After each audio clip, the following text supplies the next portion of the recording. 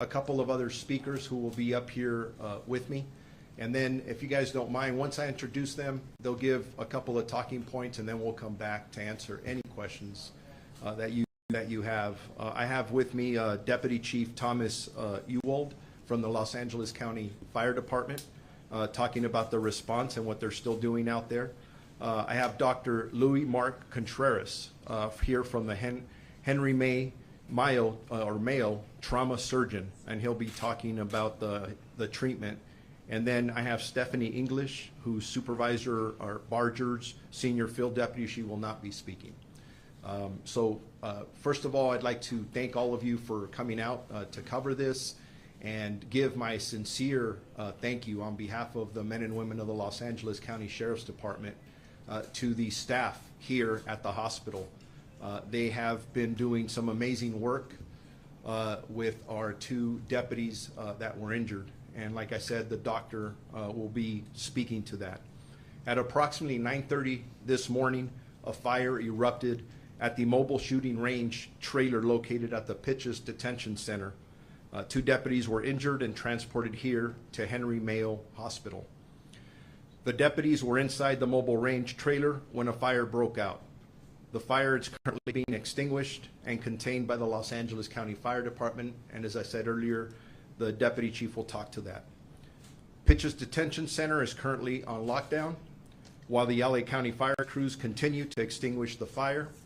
There is no threat to our inmate population. In the abundance of caution, the mobile ranges across the county have been temporarily closed while we assess the situation at the Pitchess Detention Center and the trailer there. Sheriff's Arson Explosive Detail are on scene and will fully investigate the origin and the cause of this fire. It is extremely early in the investigation to determine the cause of this fire, and the investigators will continue to do so when it is safe to enter the mobile range. Unfired ammunition are still within the area of the mobile range and pose extreme danger to the investigators and the first responders at this time. Once the material and debris have cooled, the investigation will resume. In regards to the deputies, I'm not going to identify them at this time. We're still in the process of contacting family for both, out of respect for that. But I can tell you this, they are both veteran deputies. One has been on the department for approximately 21 years and is assigned to the Northern Correctional Facility. The other is assigned to Sylmar Court, and he has approximately 17 years of service. And with that, I am going to introduce the Deputy Fire Chief for LA County. Thank you. Thank you, Sheriff. This morning at approximately 9:30, LA County Fire Department received a report of what initially came in as a shed fire at the North County Correctional Facility in Castaic. First alarm resources were dispatched to the emergency, and upon arrival, the clarity of what took place started to come together, indicating that there was a fire inside a 53-foot tractor trailer that was a mobile shooting range. Upon our arrival, the two injured deputies had been transported by sheriff's vehicles to Henry Mayo Hospital. So from a treatment standpoint, the fire department did not have any personnel on scene that were injured, just the two deputies that were transported. Our firefighters immediately engaged with hand lines trying to suppress the fire. The fire was threatening the building and an adjacent 53-foot trailer. They were able to successfully flow water for an extended period of time, limiting the spread of the fire to the initial trailer. They were able to move the adjoining trailer out of the way, and at this point we're using an excavator to try to open up one end of the trailer to allow our hose streams to be more effective. So at this time, the fire is still not fully extinguished. We anticipate that to be completed within the next hour or so.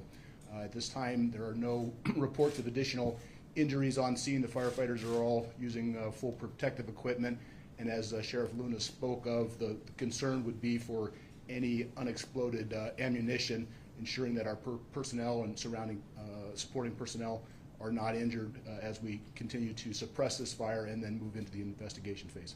So with that, I'll pass it on to the next speaker. And with that, I'd like to introduce Dr. Louis Mark Contreras. Thank you.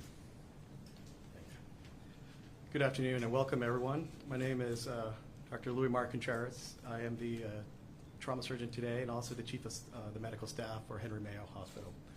First and foremost, I would like to give our thoughts, in the hospital give our thoughts for the injured officers, their families, and their colleagues in this difficult time. As of 10 o'clock this morning, we did receive and can confirm 2 officers that were injured in this accident. We provided the best care possible and are continuing to provide that best care possible for these 2 officers at this time.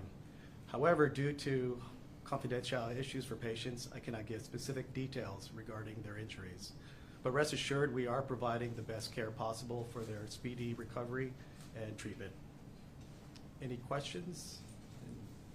How bad are their injuries? I can't give any details to that. You can give their condition. They're stable, but in critical condition. Are they expected to survive? I can't answer that question. Are we talking injuries that were sustained as a result of fire or fragmentation? That is correct. These are injuries related to the accident, which are typically burn injuries. Burn injuries, not fragmentation, not shrapnel, nothing of that nature. That's all I can give as far as information. Did they undergo surgery? No.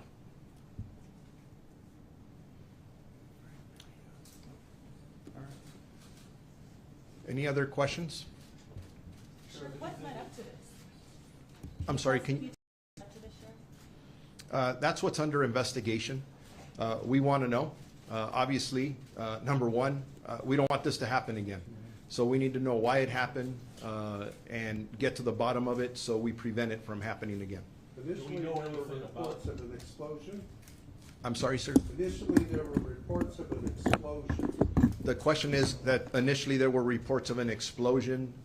We haven't received that, but honestly, we do not know at this time everything that happened.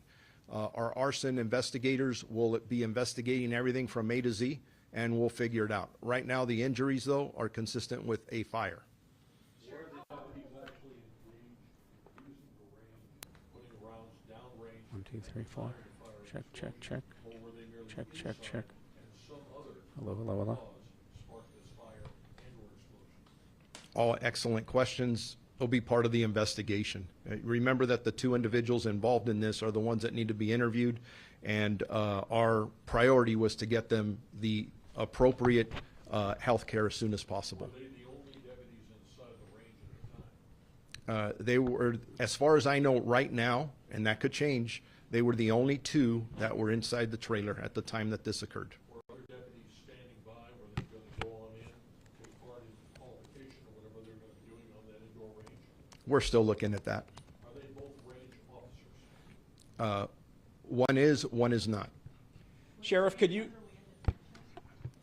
Question. Training exercise underway at the time that this happened? I would say yes. Our deputies all qualify once a quarter. So you have continuous qualifications of firearms throughout the entire county of Los Angeles. So you had one deputy who was qualifying at the time that this incident occurred. Sheriff, could you? Qualifying with, whether it was handgun, shoulder weapon, less lethal rounds, so we know? Those are the things that we're still looking at. Sheriff, most people think of a firing range as being an outdoor venue. I'm not familiar with an indoor mobile firing range. Can you explain what that is, and is that what you typically use in the Sheriff's Department?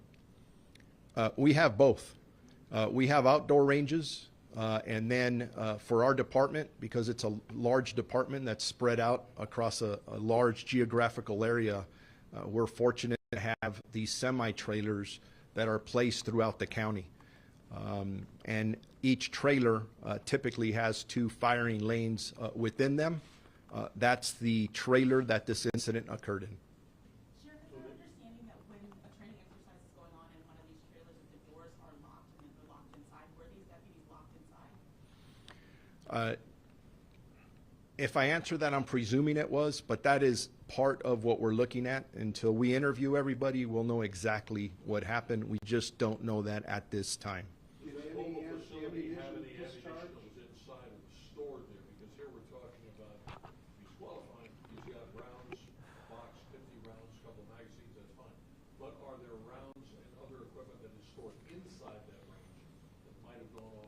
some reason. There is absolutely that possibility, and based on what our partners at the fire department say that they're still dealing with ammunition, I'm going to speculate that the answer to that is yes. Did any ammunition discharge? It, Did any of the ammunition due to the fire explode? Yeah, we're still looking at that. Again, we're just several hours after. We don't know. Remember, we're dealing with, and I'm not the firefighter here, and you can help me out if I get myself in trouble, but we are dealing with an active fire, a very intense, hot situation. So until we can get in there and we can find out exactly what happened, then we'll be able to answer a lot of the questions that are being asked. All great questions, we just don't know yet. Sheriff, were these deputies from the Special Enforcement Bureau training? No, they were not. Sheriff, I'm not sure if this is appropriate for you or the deputy chief, but Chief, you were talking about how it's still burning. What sort of materials are inside to cause it to burn for so long, in addition to the ammunition that you alluded to earlier? Let me try and answer that, and if I'm wrong, you jump in. Until we get in there and we find out exactly what is burning, we won't be able to answer that question.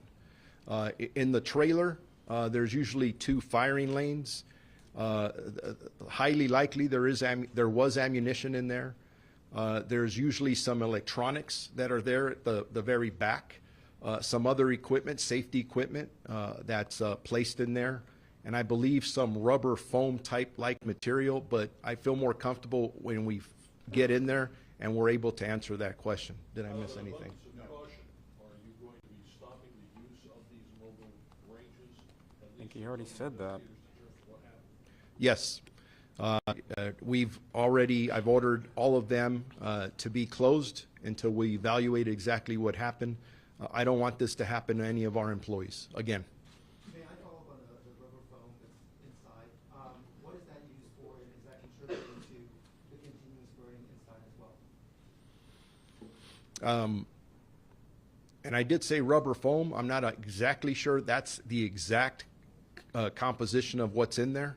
But I don't know if you, again, not knowing what is exactly in there because you haven't been in there, I don't know if you can answer that. Well, I think it's the soundproofing, obviously. If you're discharging a weapon inside of a closed container, there needs to be soundproofing.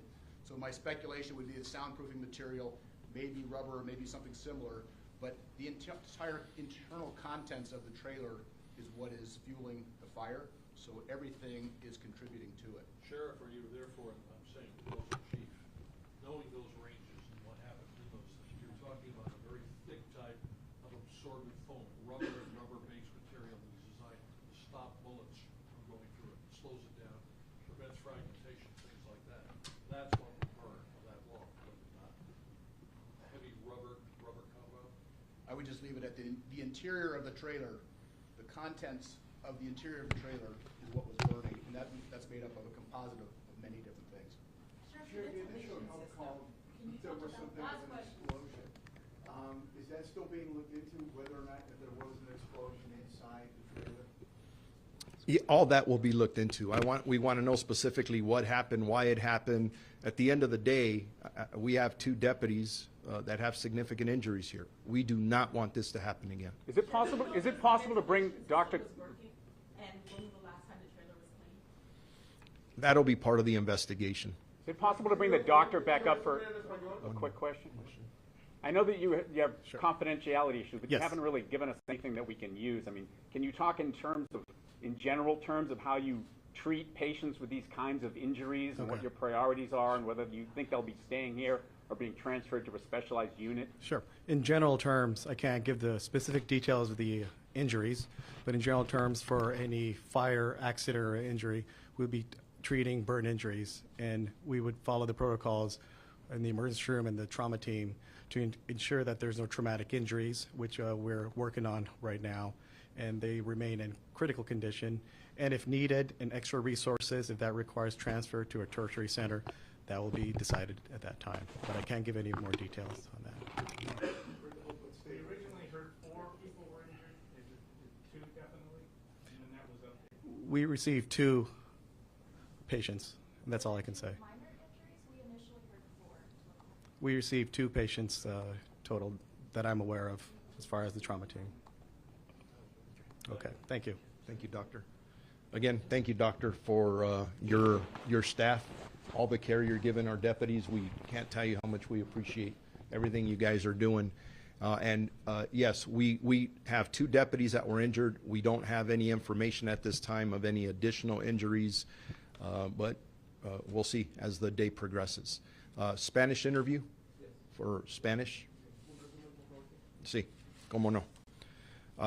Ahora, como a las 9:30 de la mañana, hubo un incendio en un mobile shooting trailer al norte en el Pitchess Detention Center.